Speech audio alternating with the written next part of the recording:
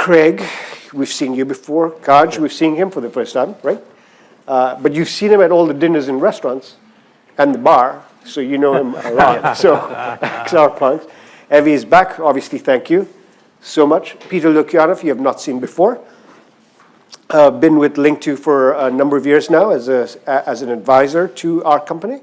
Helped us navigate the choppy waters and come out on this side of the pond. So thank you, Peter, for all that you've done for our company. Thank you. Now you're building a wonderful company and investing in various things. NFT, when we started talking about NFTs maybe a couple of years ago, before NFTs were even popular, no one knew what they meant.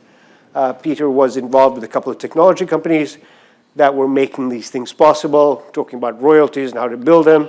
He brought a couple of personalities onto the Link2Learn environment. The term, have you heard the term supermodel? You've heard the term supermodel? Yeah. That was coined by Carol Alt.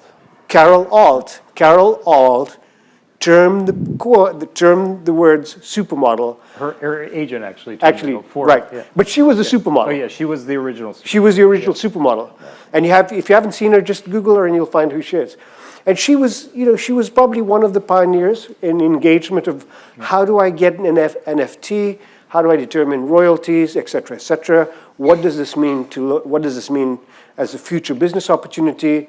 And Peter helped with some of the technology and advised companies that were building the technologies that were sitting on NFTs. So I think Kaj with his development of NFTs and onXRP, Craig with his opportunity to look at through inverted ventures at the new business models, and of course Evie with her deep experience with what she does with Untamed and a company that we won't mention called Meta or something like that, has something to, so the knowledge base here is deep and valuable. It's the last panel of the day. Let's give them the opportunity to shine and be engaged, and then we'll close it down at 5 o'clock. It's okay? Go ahead. All right, folks. I guess I'm facilitating this, so I'll Kai, I'd love to get your just a brief 2-3 minute just overview of NFTs and what you feel is a base understanding of it. Yeah, so I'd like to start with, the topic is how NFTs are changing the world. I'd like to start with how NFTs change my world. And it started in October out of a moment of disparity where I was completely broke. I didn't really know what to do. And I was forced into a job after promising myself being an entrepreneur, being my own boss. I just finished my studies, didn't have student loans anymore, so I need to get creative. Ripple announced a creator fund for $250 million for the purpose to invest in the NFT ecosystem that was coming. So I thought on a slightly hangover day, why not tokenize whitelisting? There's this very long process on Ethereum, Solana, where you have to get whitelist in order to obtain the NFT. But you could tokenize that, and by tokenizing whitelisting, we could be ahead of the curve and be the first NFT on the XRPL. So that's what we did with our team. We brought the token to the market, issued 5,000 tokens, and with 0.5 token you can obtain the NFT. Issuing a token is very cheap. However, I had to borrow 100 euros from my girlfriend to do so. Best investment of her life, obviously. And then what happened is that we brought it to market, made a Twitter account, and within an hour we hit 3,000 followers. I'm like, okay, we tried something. I think it worked. And that's when the stress started, obviously. But it was great. And then about 24 hours go by, we hit a market cap of 12 million. And then 3 weeks go by, we were trading around 2,000. And that's when I told the community, hey, guys, if we ever hit 10,000, I'm going to get a tattoo on my arm. Next day, Ripple announces us in their official quarterly report. The price jumps up to 20,000. So that's why I have the tattoo here. But while doing this process of the tokenization of whitelisting, it also brought in a lot of scamful actors. So it caused a snowball effect of projects seeing an opportunity and taking that opportunity, but also bad actors. So what we thought, what if we create a safer space for both investors and these projects to thrive, which we did. We created a curated, decentralized exchange for all these whitelist tokens to be tradable. And then apart from that, there was a big information bias going on about Ripple, the XRPL, about it is permissionless, it is decentralized. How about what if we just leverage our funds and reinvest that in something new called onXRP and make a lot of educational articles to educate others and get a non-biased place where everyone can go to for information. Like we're going even as far as a glossary. So our goal is really to make blockchain accessible for everyone, for low complexity, high complexity, and I even tested it out on my mom, and she knew how to do it. So to go back to your point, the future of NFTs, I think, like obviously the profile pictures NFTs, that's not where the future lies. But NFTs are a very interesting technology because you can store something on the blockchain, and that means ownership. So notaries, for example, are not going to be very happy in the near future because those contracts are going to be done on the blockchain. You can even fractionalize those contracts, making even like investing in real estate much more accessible because you could, for example, with 30 friends, buy a contract, NFT, store it on the blockchain, fractionalize it, and spread all the tokens or the funds that you achieve from rent, spread it all out over those people that hold the fraction of an NFT. So I really think that the future of NFTs is proof of ownership. It can go as far as art, music, gaming. For example, Fortnite, they were in their peak, they were doing like 400 million in profit quarterly just by the sales of these, how do you say, dances of these characters or hats or something. And they were making a lot of money. But if you can also own that, like really own that, I think there's true value in gaming as well. And obviously royalties for music and everything. I can just continue talking. But I was thinking, because we're kind of going to break it up in terms of different sectors. Just what different sectors NFTs are going to go in. So I love that you talked to the gaming, because he was going to talk about the gaming a bit as well. But Peter, I'd like to go to you first. You do a lot of VC stuff. We do a lot of VC stuff with Inverted. I think that one of the big things that I'd like to know is, what do you see in the venture capital space that is bringing that side of the investing world over to this side of the investing world on NFTs? Well, Kai actually touched on some of the sort of the use cases, but in general, we're seeing recently, and by the way, the company that Karim mentioned, we ended up not investing in it, although it didn't meet the high enough bar. So we're still looking for our first investment in my current fund. So we're still searching for the right one, but. Just sort of two general categories that we're seeing lately is companies that really integrate, Web3 with the physical world, and others that are really sort of improving the customer experience, and in essence, sort of making Web3 sort of the transactions on Web3 as easy as buying something on Amazon. So those are sort of the two general categories. We're seeing something that we call generally sort of NFT as a service or NFT as ownership. And so you touched on that with Notary, and again, with real estate fractional ownership, titles and stuff, deeds and stuff, that's all gonna, I think, eventually gonna be represented in an NFT in some form. And then also, I think the other areas that we're actually quite excited about is big brands that need to move into the NFT space. And if you think about it, brands, basically, they're a community. We talked about community a lot here, and really it's the idea that brands have already built in communities with all of their customers, and figuring out a way to leverage them and those customers into Web3, and for them to connect more intimately with those customers. I think that word was used as well, intimate relationships.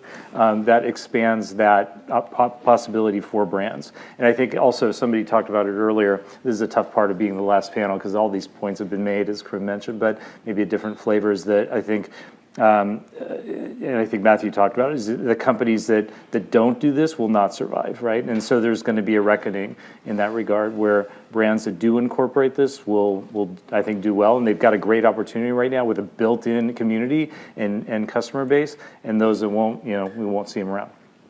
No, I agree 100%. I think that we've all touched on the community aspect. It's been touched upon a lot the last 2 days. Can I add something to I would that? love you. I was going to just ask you that. Because I think the community, NFTs, they've grabbed the headlines, right? Last 12 months, everyone's talking about people, how much money you can earn. And the market is saturated with short-term economics and greed right now. Like, how much money can I make from buying this NFT? Is it going to go to the moon? And that's fine. You know, that's totally fine. At the same time, when, you know, with the community piece, with potentially creating an NFT to build community, or building a community to then, or you already have an existing community to then, you know, buy an NFT, right? The dilemma is thoughtful NFT projects, right? And that takes time. And we're seeing a market now that is impatient, again, like coupled with greed and with just wanting to make quick money.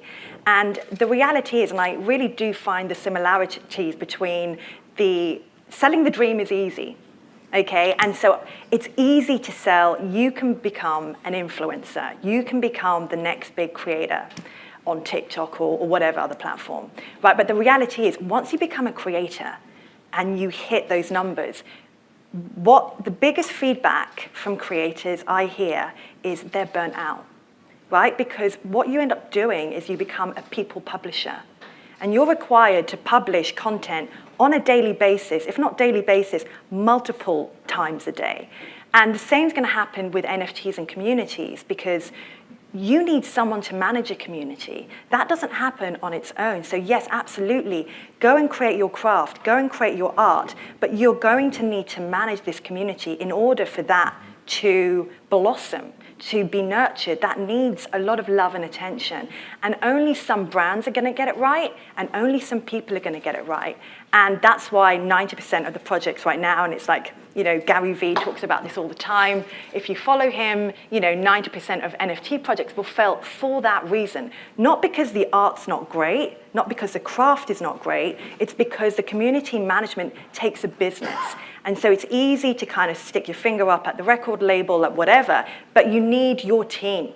And if you think you're one person that can do that, and I've seen this failure happen with creators, there's nothing wrong with the creators, the content they're producing, they just haven't got the right people around them.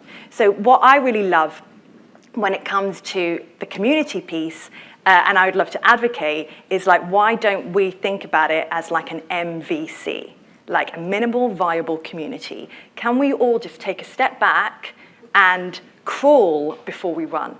And I feel like that is like really, really important. Yeah, and I think the true essence of a successful community is not by grabbing value, but it's by creating value. And that's one thing that a lot of these projects are missing. You have to create value in order to thrive, in order for those people to trust you. There's another part, trust, values, those need to be adhered. I still remember this one thing in the very beginning. So to give a backstory, we airdropped 40% of our token supply because we did not know how the product would go. We just put it onto market, and that's where an organic price came out. And the fun part is that most of those tokens, they ended up in the Philippines for people that are living off airdrops, basically. They're scanning the internet, trying to get those airdrops. And there's this one guy who had 5 wallets. He had 5 tokens. Well, our price at some point was 20,000. He was very happy. And he never saw his family. He saw his family once a year. And he has to work in the city, and his family was outside in the city far. But he had to work. So he only had one time a year he could go. But due to the fact that he grabbed a couple of our tokens and sold it at the right price, he now was able to build a small farm, buy some land, and spend time with his family. And with this is something we heard very early on. And because of that, and well, not just because of that, but that's one of the reasons that we really saw the importance of creating value for all, because it's not only important, it also gives you a great feeling about helping others in the meantime, because there's a lot of money grabs, like you say, a lot. But there needs to be a certain standard adhered within NFTs and also within community management. I think that's such a cool story, by the way. I wish you told me that earlier this week. No, that was a great story. I think that on the flip side, I know a lot of the questions about NFTs are fairly negative. It's a scam. It's a Ponzi. You know, you're gonna buy one for $1 million and it goes to 10 million and you don't sell it and it's worth $4 4 days later. That kind of happens quite a bit. I would say more often than not, that happens. So how do you guys feel about the bad projects? How do people mitigate that risk on their own? How do you mitigate that from a creator standpoint, from an investor standpoint? How do we do that in terms of what are the right NFTs to buy? What are the wrong NFTs to buy?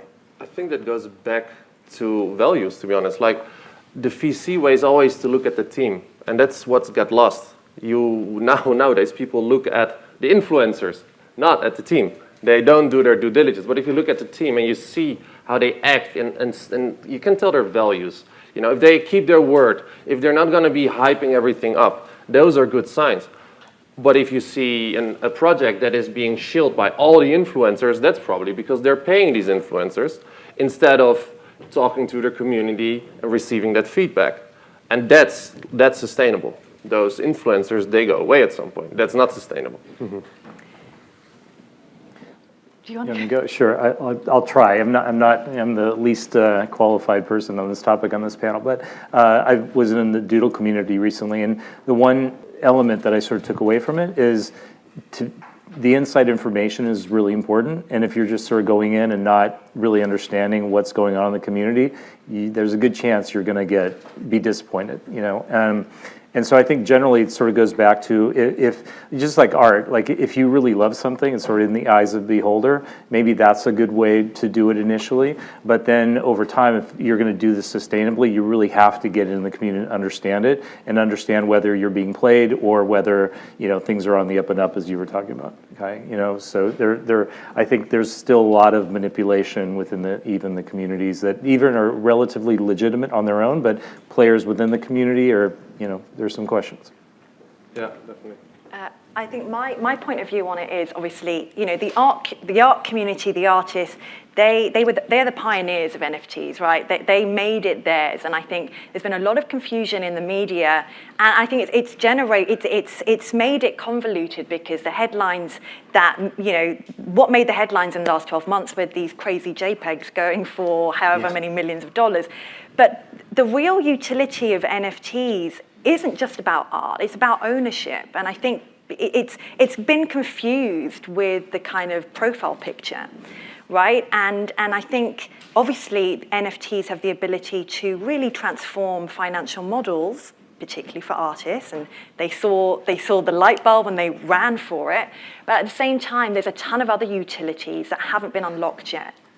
Right, and I think it's going to be, the NFTs will give us access to more convenience. I mean, everything, I believe, very soon will be a token NFT, right? It's all going to be on the blockchain, like your qualifications, like who believes a CV anymore, right? And it'll be an NFT token that says you went to this school, you qualified. And all of these other use cases that, you know, don't exist right now, but I see that totally being where NFTs will go, and it's an enabler technology, and there's collectible aspect of it, and there's another utility for it that hasn't been quite understood by most people. Well, I think with the title of our panel is How NFTs Change the World. That changes the world. Yeah. Right? Able to have a Filipino man be able to see his family have $100,000. That changes the world. So how do we look at different industries in the world? So how would the music industry per se, we know that that's a big area of change, that the artist will get everything, where the record labels now get almost everything. I know a really cool company. I talked to the guy at NFT LA. It's called Stinger, and what they do is they buy songs through Universal or Sony, and then they use those bits of songs in video games. And then every time it's played in a video game, the artist gets royalties. And you can do that with movies as well. You know, every time there's background music, you'll return the royalties back to the artist. They know when it's played, and then like that. And the beauty of that is that like there's currently the record labels that have so much power in regards to the funds of those artists or in regards to the ownership of their own songs, because the artists don't own the songs. That's why Kanye West dropped his album using that machine, because then he didn't have to pay the record label because he was selling a product instead of his songs. Very smart.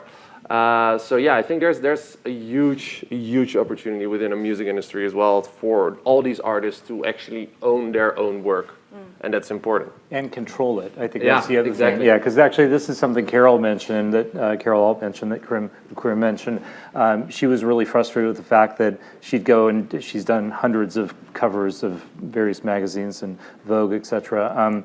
And she would go take the photo, and she'd get paid whatever $200 for the photo shoot, but that's it. But then they owned the photo; she didn't own it, and she had no control over it. So one thing she's been working on, actually, where the paparazzi go out and take photographs, and again she doesn't control it. She's working on a project where she would actually control and own it, and do photographs, for example, in backstage with other supermodels or whatever, and then she can also use the blockchain and use the NFT to dole out percentages of that particular NFT to the photographer, to her PA, to all her assistant, and so other people can share in it, and that was really important to her, and so that's a way to, yes, it's that, but it's control is a big element of it. Yeah.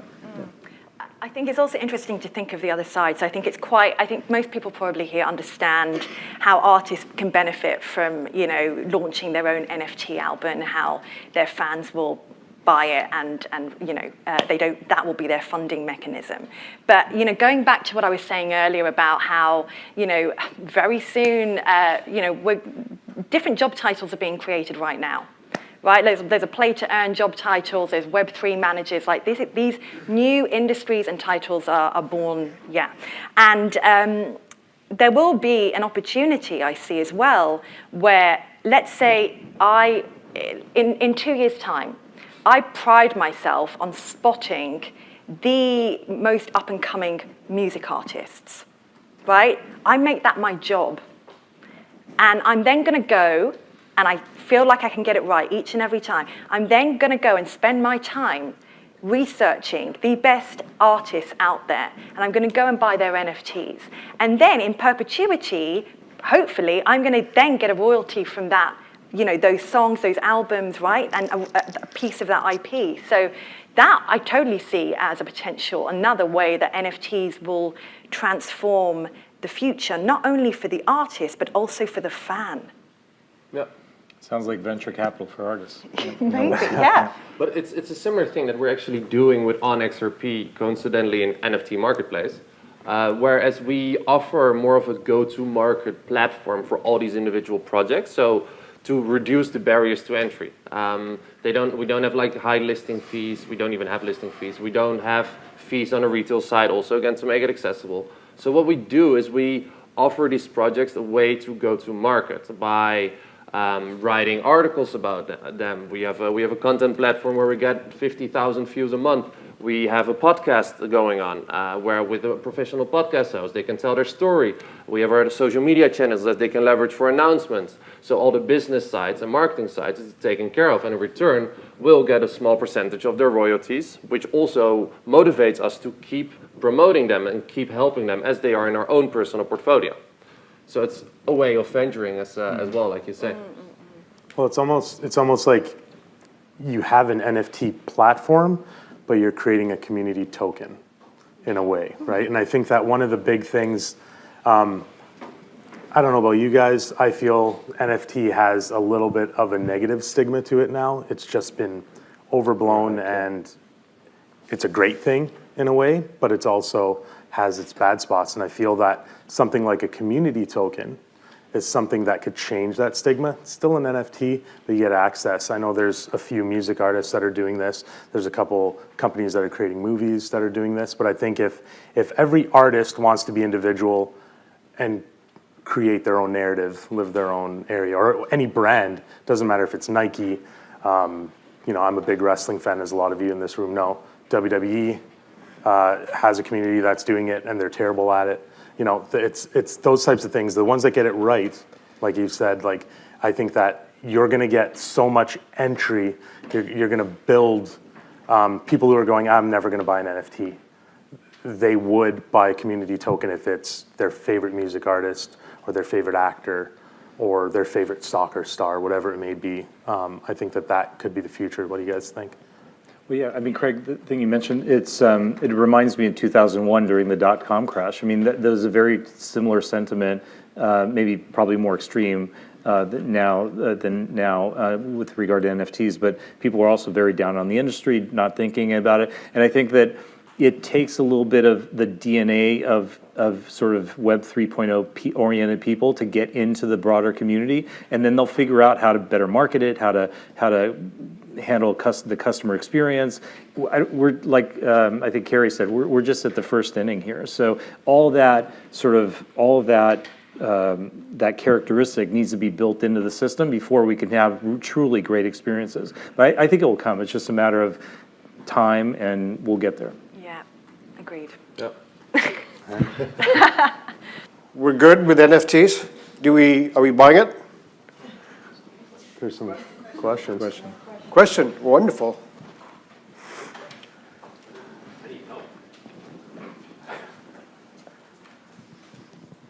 Okay, so I want to understand this. I'm a content creator. I have a podcast. I write books. I have a new book that I'd like to do. This is intriguing to me. I'm giving a lot of money to marketing agencies. I'm getting no help from the publishers. It's all on me, right? How do I take a book and how do I blow up this model of going to HarperCollins or McGraw-Hill or Wiley? How do I do this? And I've got 200,000 social media followers. How do I use that community to build a platform like this and promote the podcast, the work, the book? How do I do that? What are the mechanics? We can probably tag team. So I'd say the first step is to build trust and offer a solution for something that they don't have. Is the platform already created, or is that more of a future plan?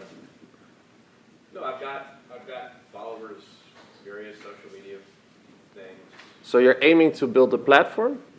Sure. I mean, if this makes sense, if I want to own, like, I don't own any of my content that I've ever written that now is owned by McGraw-Hill and Wiley, right? I can't do anything with those books. But I've got new books coming out. What if I wanted to say to those guys, screw you, Yeah. I want to do this a different way.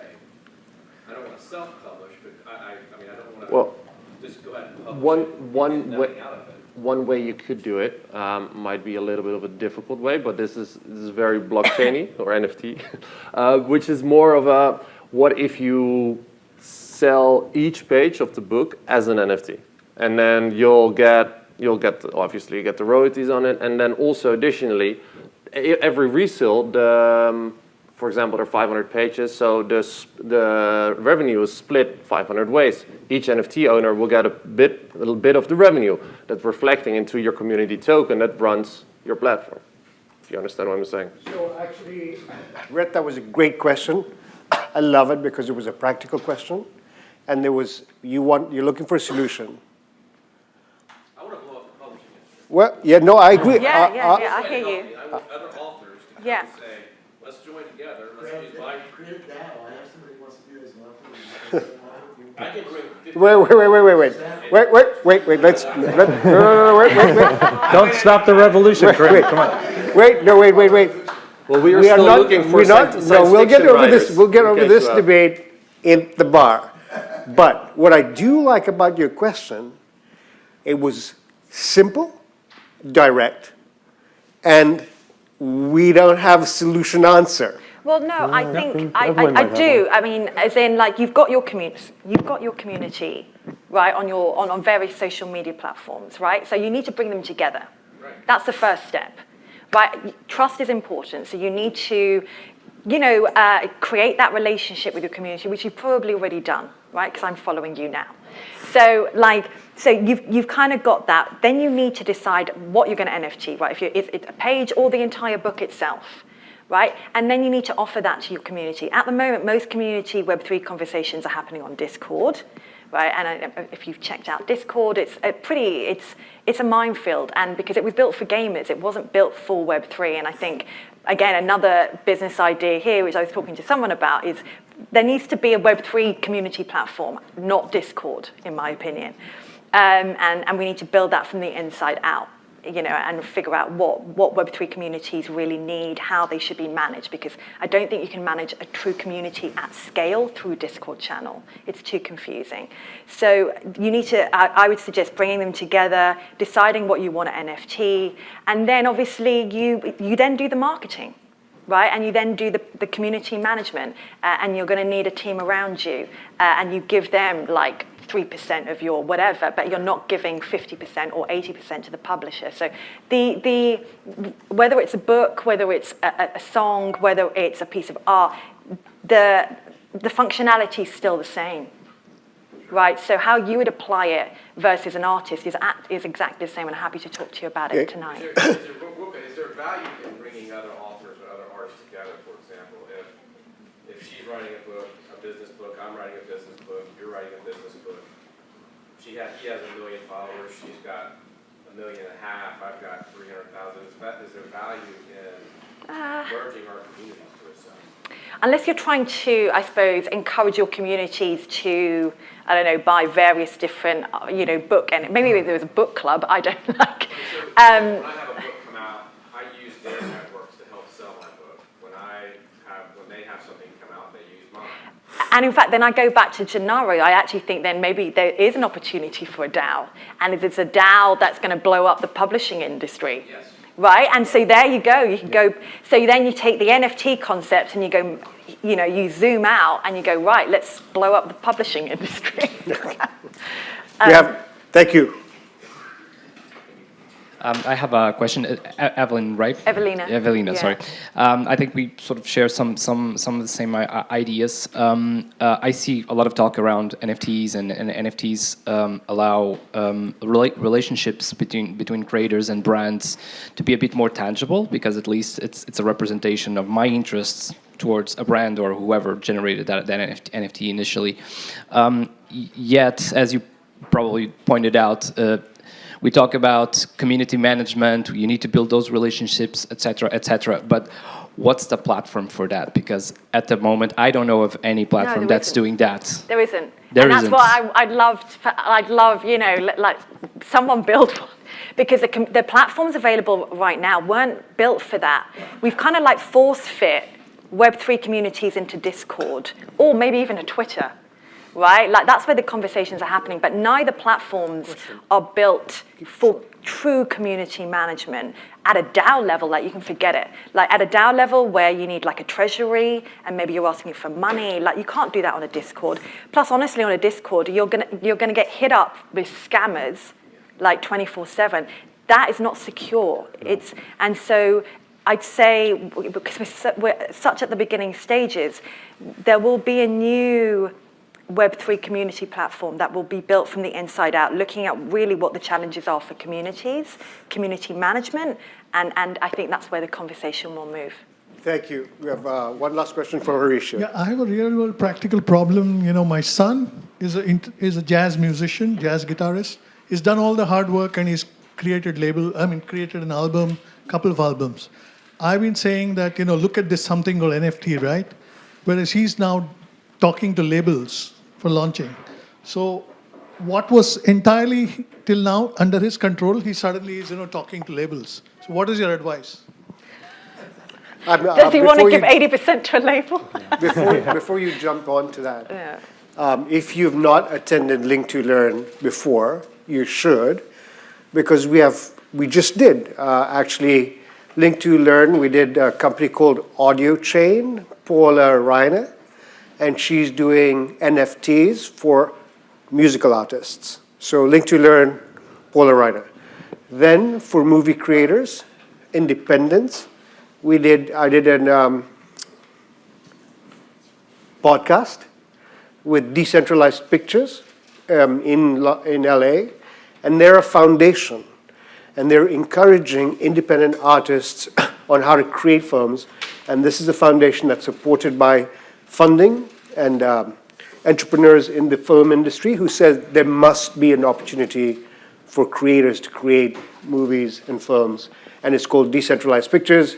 There's a podcast, I'm not sure whether it's out yet, but it will be out. What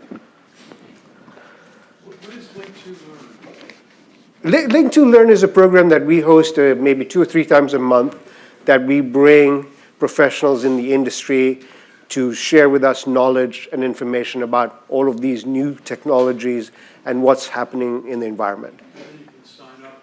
Yeah, you see, the invite comes up once you're on our list. We send out.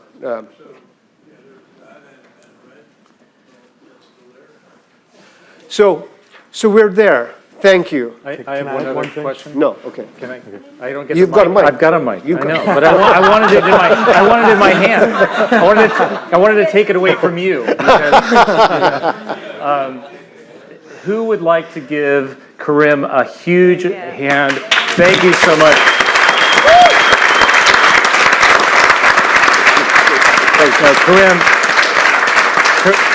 Karim has just been awesome to work with. I've had the pleasure of really being part of. Now you can have it back. Because he's too humble. He would have interrupted me or taken the mic away and tried to cut into your praise. But no, seriously, you're just amazing, and the whole team is amazing, and it's really been a pleasure to be part of Link2. So thank you for that, and congratulations on all the success. Thank you so much. Appreciate it. Appreciate it. So I'd like to add one more thing as well. Yes. Just one more thing is being here this week with everybody, current company included, has been amazing. I think we should give ourselves a round of applause for being a great group of people. It was a really fantastic group. I know a lot of us had conversations just about how different it was. We're all like-minded individuals, want to invest, want to find the best beta, but it's been a pleasure. Applause to you too. thank you. And we still have a little surprise. So for every attendee, we are willing to make a free custom XPUNK of your face. You just, Oh, right. I'll send out an email, and Louis, the one in the Ripple shirt down there, will make it. So the only thing we ask in return is a little conversation and see if it leads somewhere. All That's right, it. Sounds good. That's awesome. Yeah, Thank you. I got Do you? No, you're the only one left with the last one. Oh word. my God. Kareem, you're a star. Thank you.